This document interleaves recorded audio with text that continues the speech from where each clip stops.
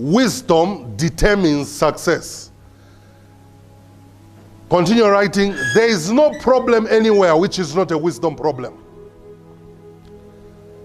There is no problem anywhere which is not a wisdom problem.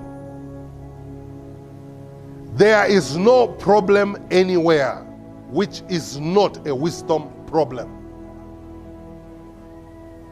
There is no problem anywhere which is not a wisdom problem. Just look at that statement that you've written down. First one, wisdom determines success. Then there is no problem anywhere which is not a wisdom problem. You see, a lot of people think they've got problems. I've got financial problem. I've got a relationship problem. No, I've got a problem with my parents. No, I've got a problem with the school. No, I've got a problem with the exams. I'm not clearing. I'm not passing. A lot of people have got problems, but what they don't realize to say, what is lacking or what is the issue there, it's not the actual problem. You are saying you have a problem. The problem there is a wisdom factor. Because if you think your school here is a problem or where you're working is a problem, guess what? You have to change schools. You might have to change jobs. If you think the one you're dating is the problem, you might have to drop them. Are you following me? If you think money is a problem, you might have to go around looking for money. But when you understand that wisdom is the actual problem, you will gather wisdom, you will pursue wisdom, you will get wisdom, then you will find out that when you get wisdom, every problem will be sorted out. Please hear me. There is no problem anywhere which is not a wisdom problem. Now, this book called the Bible is not a religious book. I want you to follow me. Today I want to lay the foundation, then we'll build on it. Because I want you to understand our precept, where we stand from, where we get our ideas and our concepts from. This book is not a religious book. This book is like an operating manual that you use. God created man, put him on earth, then he left his book behind so that anyone who wants to understand what that man was created for can go in this book and find out how to function. Practical example. How many are Christians here? You are born again? Okay, quite a number. All the people who lifted up their hands to say they are Christians and they are born again, they claim God is their father. And I'm using the word claim because I'm trying to provoke something. Because most people do not understand what it even is for God to be your father. Now, God, Genesis 1 verse 1. In the beginning, God created the heavens and the earth. That's the first picture God gives us. The first picture God gives us of himself is that he's a creator. Genesis 1:26. And God said, let us make man in our own image and in our own likeness, and let that man have dominion. Let that man take over. Let that man rule. Genesis 1:28. And God blessed them and said, be fruitful.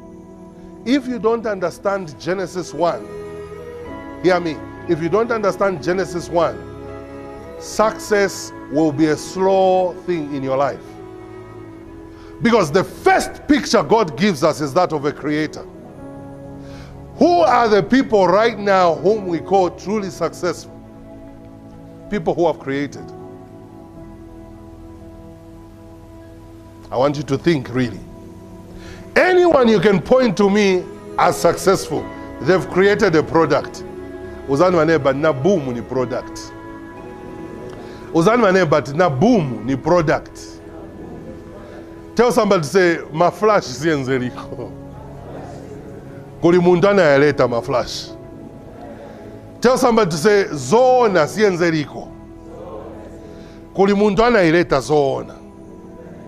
Listen, the whole world, the people who are ruling in the world are creators, are people who are creating things. And they are taking over with their creations.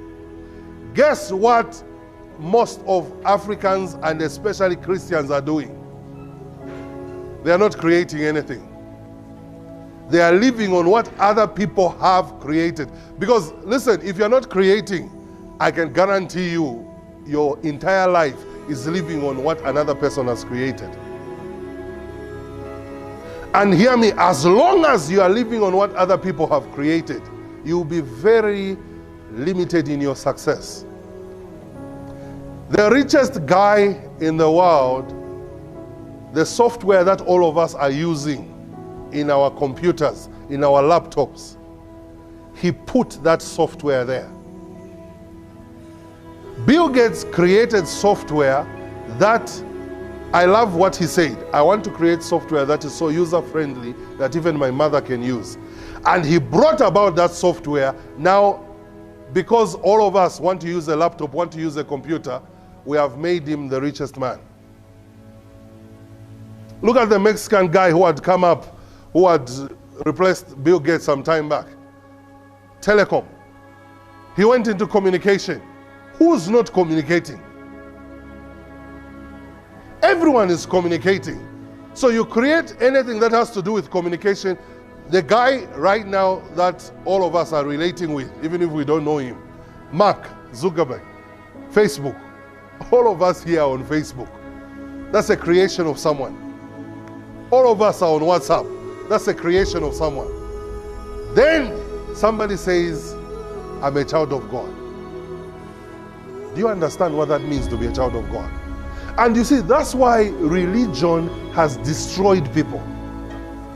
Are you hearing what I'm telling you?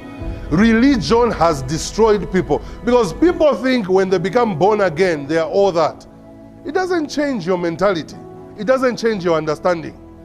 If you are born again today, if you were a fool yesterday, you are just a fool whose spirit has become alive.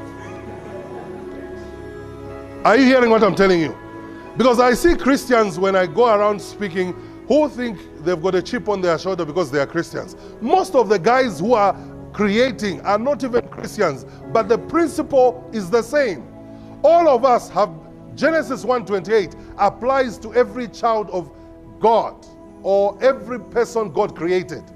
Whether you have accepted him as being born again or not, every person created carries within them a seed of greatness. Every person carries within them a business. Every person carries within them the ability to produce. So, Christians love to pray, love to be in church, love to become spiritual, instead of using, do you know that a Christian was supposed to be the most powerful being?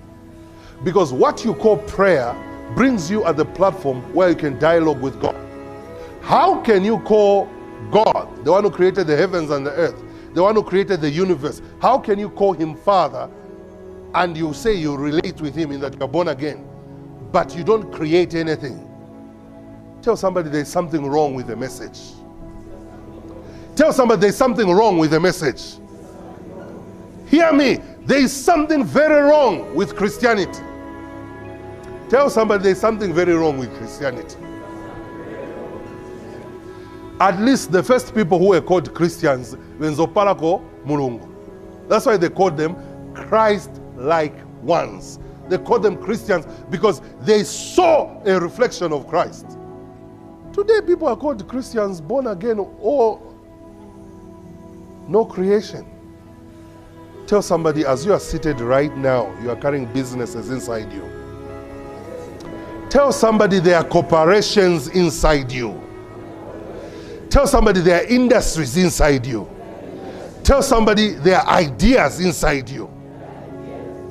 Tell somebody why you are coming here and you are not playing around at 13 to 14. Every Thursday is so that what is inside you can germinate.